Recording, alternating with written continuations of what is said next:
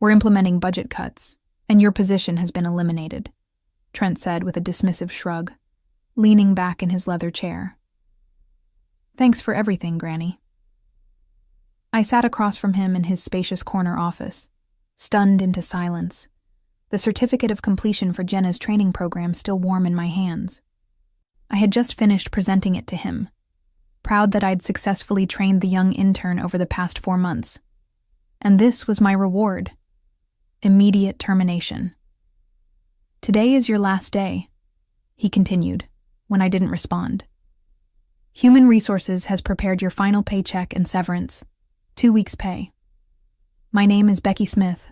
I'm 61 years old, and after 7 years as the project coordinator at Everline Urban Design in Omaha, Nebraska, I'd just been fired. 7 years of ensuring every permit was filed correctly, every deadline was met, and every regulatory hurdle was cleared. All ended in a 3-minute conversation on a Friday morning. Budget cuts? I finally managed, my voice steadier than I felt.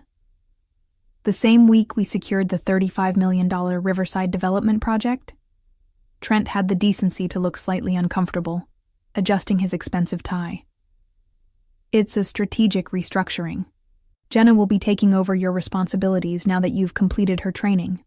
Jenna Blake, the 24-year-old intern I'd been training since March, the one I'd patiently taught everything about the complex web of city regulations, contractor relationships, and permit applications. The one who had no actual experience in urban development, but boasted thousands of followers on social media. I see, I said, gathering my dignity around me like armor. Will there be a transition period?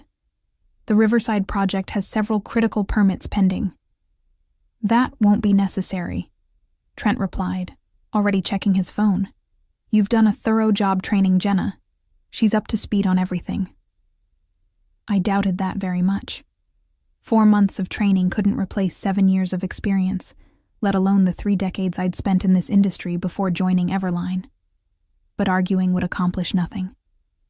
Human Resources will help you clear out your desk, Trent added, standing to signal our meeting was over. We've arranged for security to escort you out by noon. Security escort? As if I might what? Steal office supplies? Sabotage files?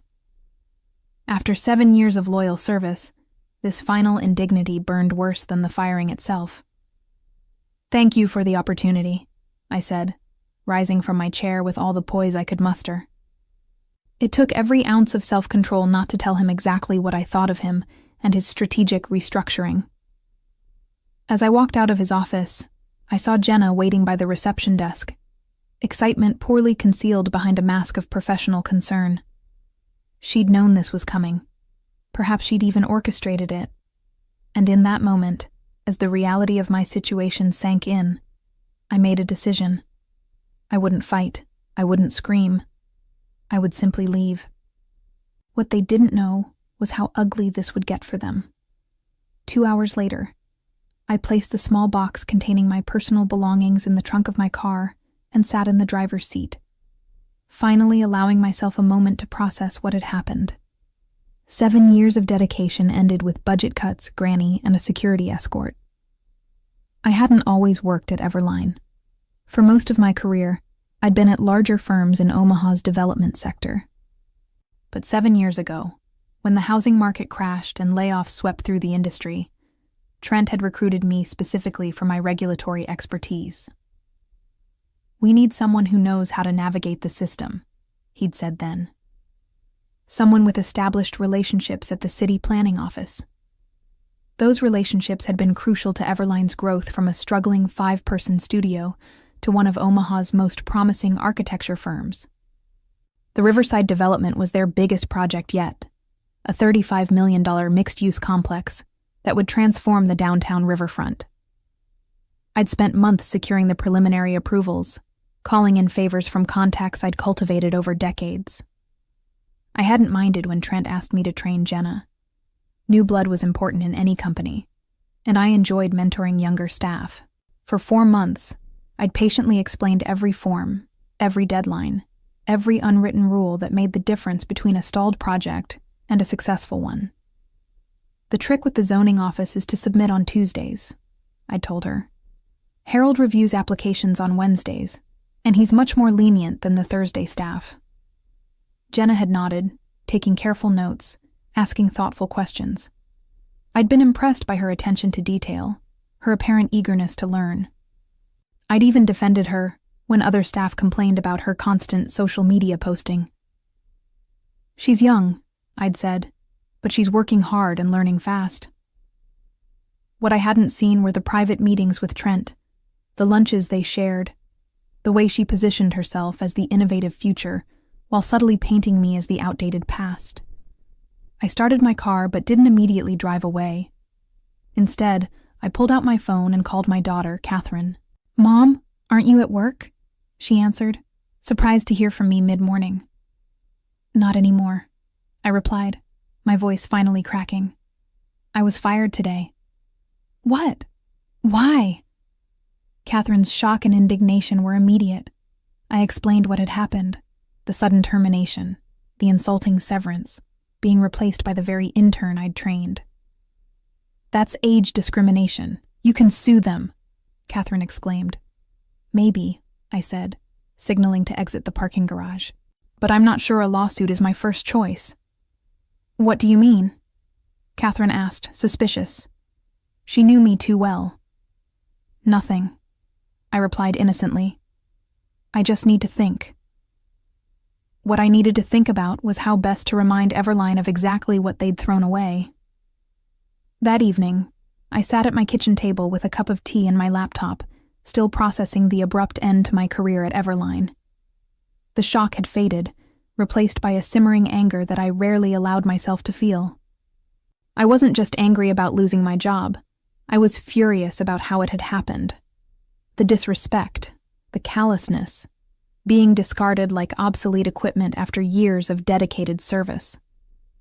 I opened a folder I'd maintained meticulously for years, digital copies of every permit, every application, every approval I'd secured for Everline's projects. I paid particular attention to the Riverside development files. What Trent and Jenna didn't understand, what they hadn't bothered to learn, was that these weren't just standard forms submitted through normal channels. 3 years ago, the city of Omaha had approached me directly to help streamline their permit process for major developments. The city planning office was perpetually understaffed and overwhelmed by complex projects. Harold, the senior planning officer, had known me for decades and trusted my thoroughness and integrity. Together, we developed a solution. I established Smith Regulatory Consulting, LLC, which would serve as an official liaison between developers and the city. The arrangement benefited everyone. The city got a reliable point person who understood both sides of the process, developers got their permits processed more efficiently, and I got additional income plus the security of having my own business on the side. Everline knew about this arrangement. In fact, it was one of the reasons they'd hired me. What they'd failed to grasp, or perhaps simply forgotten in their rush to replace me with a younger model, was that my company wasn't just a pass-through entity. It had real authority in the permitting process. For the Riverside development, all the critical permits had been filed under my LLC's oversight, with my digital signature required for final approval. Without me, those permits were in limbo. I closed my laptop and sipped my tea, considering my options. I could sign off on the permits as a professional courtesy, allowing Everline to proceed without interruption. That would be the nice thing to do, or I could remind them of exactly what they'd lost when they fired me. My phone buzzed with a text from Catherine. "Don't do anything rash, Mom. Talk to a lawyer first." I smiled. My daughter really did know me too well. The next morning, Saturday, I contacted my friend Victoria, who happened to be an employment attorney. We met for coffee at a quiet cafe downtown.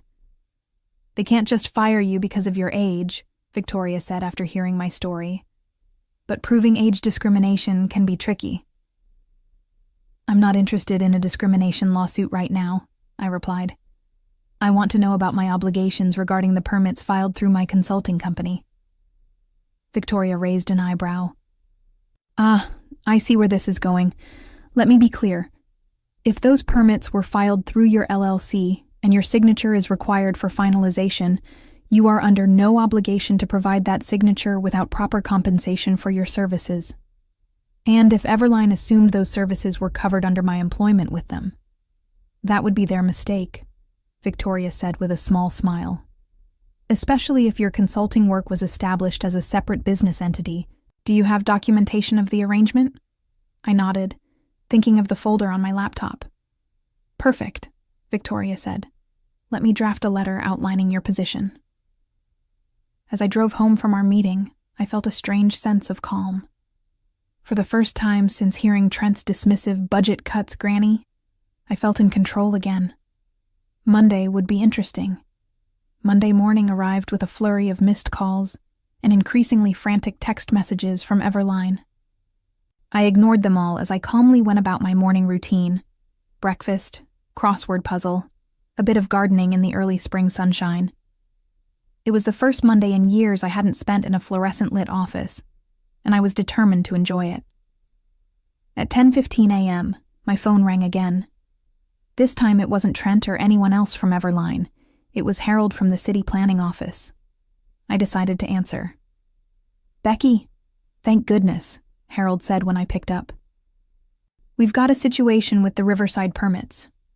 Everline submitted a request for final approval, but everything's filed under your LLC. I told them I can't proceed without your digital signature." "Yes, that's correct," I replied calmly.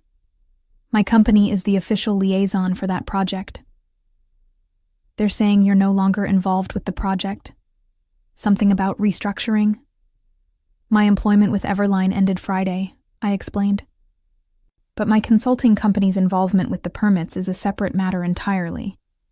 Harold paused before speaking again. "I see. Well, this puts us in an awkward position. The city can't proceed without your sign-off, but Everline is insisting we bypass you." "That's not possible under our agreement with the city, is it?" I asked, already knowing the answer. "No, it's not," Harold confirmed. "The expedited process we established requires your verification. Without it, they'd need to resubmit everything through the standard channels." "And how long would that take?" Harold laughed. "For a project of Riverside's size? Months at minimum. Plus they'd lose their place in line." After finishing with Harold, I checked my phone to find 3 more missed calls from Trent. The latest voicemail was notably different from his earlier messages. "Becky, look, I think there's been a misunderstanding. Can we please discuss the Riverside permits? Call me back as soon as possible." I smiled. The panic in his voice was unmistakable. He'd finally realized what my firing actually meant for his precious project. At noon, I received an email from Victoria with the draft letter she'd prepared for Everline. It was perfect. Professional, firm, and crystal clear about my position. Smith Regulatory Consulting would be happy to complete the permit process for the Riverside development for a consulting fee of $75,000, approximately what I would have earned in salary over the next 9 months, plus formal credit as the regulatory compliance specialist on all project documentation. I approved the letter, and Victoria sent it immediately. Trent's response came within minutes, a hastily written email demanding that I call him for an urgent discussion. I ignored it. Instead, I drove to my favorite nursery and spent the afternoon selecting plants for my garden. I was examining tomato seedlings when my phone rang again. This time, it was a number I didn't recognize. "Hello? Mrs. Smith, this is Jackson Warren." I nearly dropped my phone. Jackson Warren was the principal investor in the Riverside development, a prominent businessman with deep pockets and a reputation for not tolerating delays. "Yes, Mr. Warren. What can I do for you?" "I understand there's an issue with the permits for Riverside," he said, his tone direct but not unfriendly. "Trent Callahan seems to be having trouble explaining the situation clearly. I'd like to meet with you directly to understand what's happening." I agreed to meet him the following morning at his downtown office. When I returned home, I found an email from Jenna Blake in my inbox. The subject line read, "Please help." The message itself was both pleading and condescending. "Becky, I know you must be upset about the restructuring, but holding up the Riverside project is only hurting your professional reputation. Please be reasonable and sign off on the permits. I'd be happy to include your name in the acknowledgments." Acknowledgments. After being fired and replaced, she thought I'd settle for a mention in the acknowledgments. I deleted the email without responding and went back to planning my garden. Tomorrow's meeting with Jackson Warren would be interesting indeed. Tuesday morning, I dressed carefully for my meeting with Jackson Warren, choosing an elegant navy suit I'd rarely worn to the casual Everline office. I arrived at Warren Development's sleek downtown headquarters 15 minutes early and was immediately escorted to a spacious conference room with floor-to-ceiling windows overlooking the very riverfront the Riverside project was meant to transform. Jackson Warren entered precisely on time, a tall man in his late 50s with silver hair and a reputation for blunt speaking. He shook my hand firmly. "Mrs. Smith, thank you for coming. Coffee?" I accepted, and as his assistant served us, Warren got straight to the point. "I've invested $12 million in the Riverside development so far," he said. "Now I learn that the entire project is stalled because Everline fired the one person who could navigate the permit process. I'm not pleased. I understand your frustration, Mr. Warren." "Call me Jackson," he said, leaning forward. "I've been looking into this situation. It seems your firing wasn't just unexpected. It was exceptionally poorly timed and possibly illegal." I raised an eyebrow, but said nothing. "Tell me about these permits," Jackson continued. "Trent claims it's a simple paperwork issue that you're dragging out because you're bitter about being let go." I opened my laptop and showed Jackson the digital trail of the Riverside permits. The initial applications, the preliminary approvals, the pending final clearances, all filed through Smith Regulatory Consulting. 3 years ago, the city of Omaha asked me to establish this arrangement to streamline the approval process for major developments, I explained. Everline knew this. It's why they hired me. But apparently they forgot that my consulting company is legally separate from my employment. Jackson studied the documents carefully. "And without your signature on these final approvals, the project can't move forward. Everline would need to resubmit everything through standard channels, which would take months at minimum." "I see." Jackson sat back, his expression thoughtful. "And you sent them terms for completing the process?" "My attorney did, yes. A consulting fee plus professional credit for my work." "Reasonable terms?" $75,000, about 9 months of the salary they were no longer willing to pay me, plus recognition as the regulatory compliance specialist on project documentation. Jackson nodded slowly. "And their response?" "Demands that I call Trent for an urgent discussion. Nothing addressing the actual terms." "Typical," Jackson muttered. He tapped his fingers on the table for a moment, then made a decision. "Mrs. Smith, Becky, I'd like to make you an offer that bypasses Everline entirely." This was unexpected. "I'm listening." "Warren Development would retain Smith Regulatory Consulting directly for the duration of the Riverside project. Same fee you proposed to Everline, plus a bonus structure tied to meeting key regulatory milestones. You'd work directly with my team, not through Everline." I tried to keep my expression neutral despite my surprise. "And Everline's role?" "That's between me and them," Jackson said with a cold smile. "But I'm reconsidering our entire relationship given how they've mismanaged this situation." I left the meeting with a handshake agreement and instructions to have Victoria review the formal contract that would arrive that afternoon. As I walked to my car, my phone buzzed with a text from Trent. "Emergency meeting about Riverside today at 3 p.m. Your presence requested. Will pay consultation fee." Too late, I thought. Much too late. When I arrived home, I found an elaborate flower arrangement on my porch with a card from Jenna. "So sorry about the misunderstanding. Please call Trent ASAP. We need you." I placed the flowers on my elderly neighbor's porch instead, knowing she would enjoy them more than I would. Then I called Victoria to brief her on the Warren development offer. They're offering to match the fee we proposed to Everline, plus performance bonuses, I explained. And I'd be working directly with Warren's team, not through Everline. Cutting Everline out entirely, Victoria said with an appreciative whistle. That's quite a development. Did Warren indicate what this means for his relationship with Everline? He said he's reconsidering it. I got the impression that Trent has some explaining to do. I imagine he does, Victoria replied. Send me the contract when it arrives. In the meantime, I suggest you continue ignoring Everline's increasingly desperate attempts to contact you. I spent the afternoon in my garden, planting the seedlings I'd purchased the day before.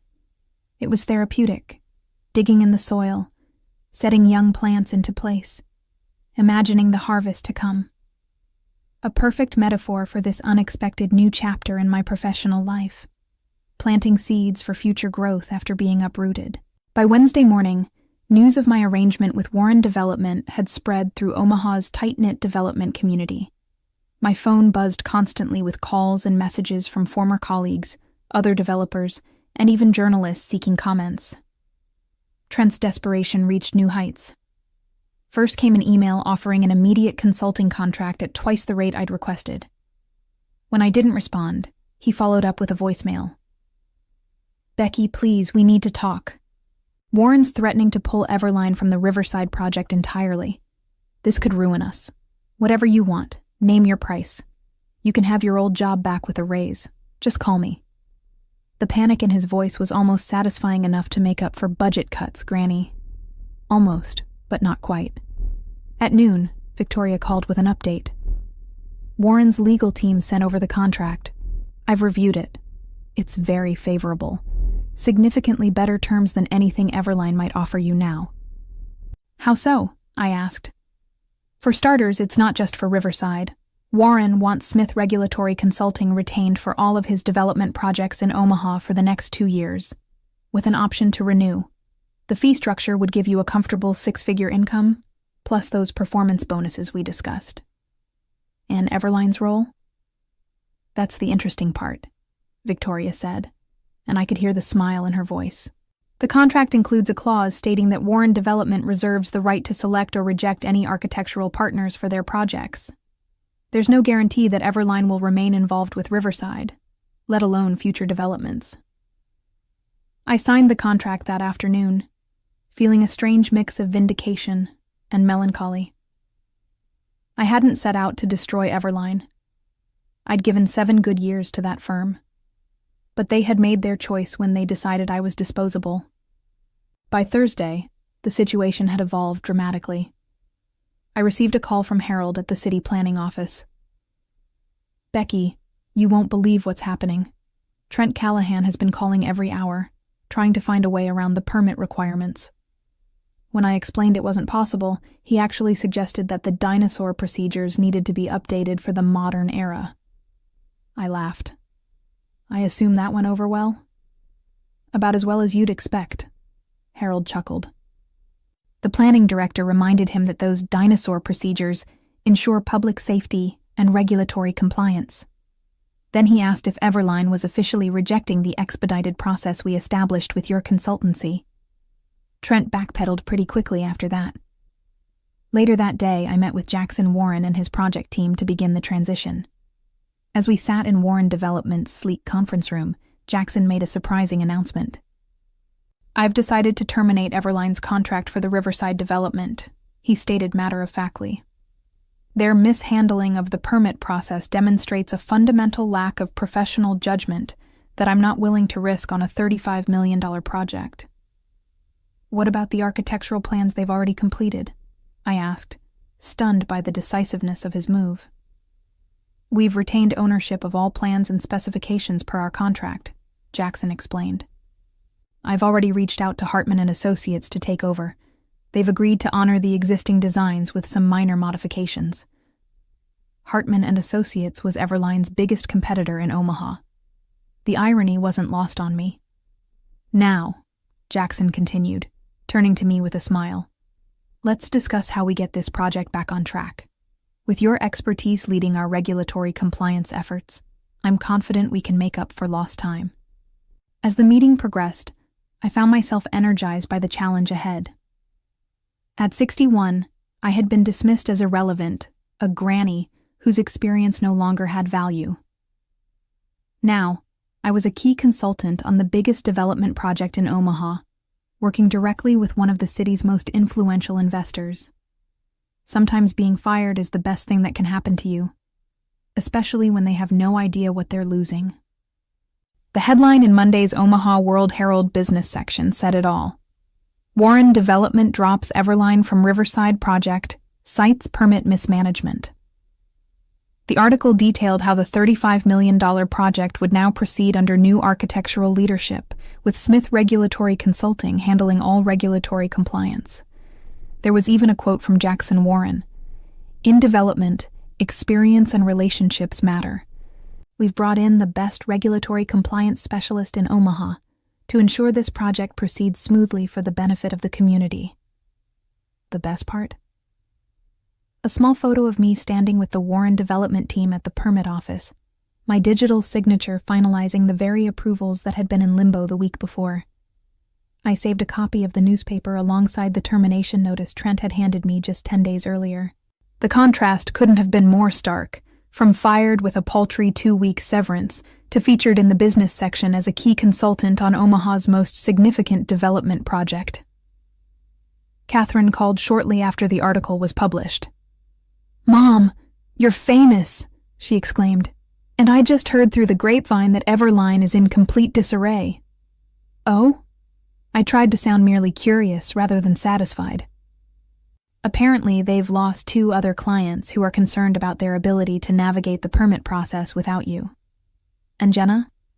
She's been reassigned to social media strategy after she couldn't figure out how to submit a basic variance application.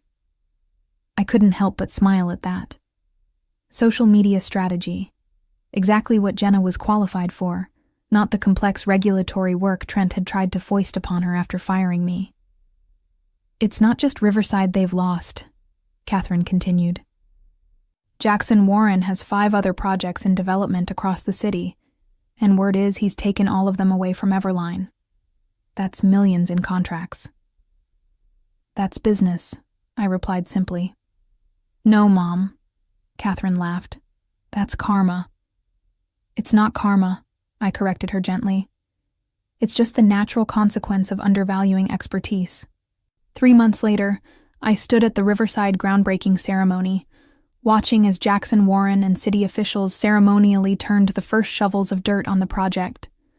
My role had expanded beyond regulatory compliance.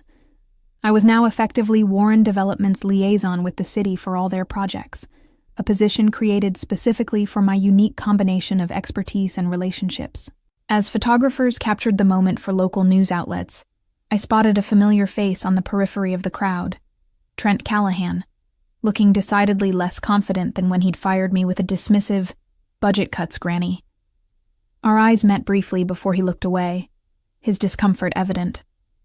After the ceremony, a reporter from the Omaha World-Herald approached me for an interview. The resulting article, "The Permit Whisperer: How Becky Smith Became Omaha's Most Sought-After Development Consultant," ran on the front page of the business section. It detailed my decades of experience, the respect I commanded from city officials, and the critical role regulatory compliance played in successful urban development. There was even a quote from Harold at the city planning office. "Becky knows more about Omaha's zoning and permit requirements than anyone else in the industry. Developers who work with her get their projects approved in half the time." My consulting business expanded rapidly after that. I hired 2 assistants, experienced women in their 50s who'd been similarly pushed aside at other firms, and established an internship program specifically for people changing careers midlife. I never actively sought to damage Everline, but I watched with detached interest as their fortunes declined. Without access to my expedited permit channel, their projects faced delays. Several clients followed Warren Development's lead and took their business elsewhere. Trent's youthful approach wasn't delivering the results he'd promised. Jenna lasted 6 more months before leaving for a marketing position at another firm. I wished her well when I heard the news. She was young. She had time to learn that flash without substance rarely succeeds in the long run. As for me, at 61, I had embarked on the most rewarding phase of my career. Not as someone's employee, but as the architect of my own success, building a business that valued experience, embraced wisdom, and never ever dismissed someone as just a granny.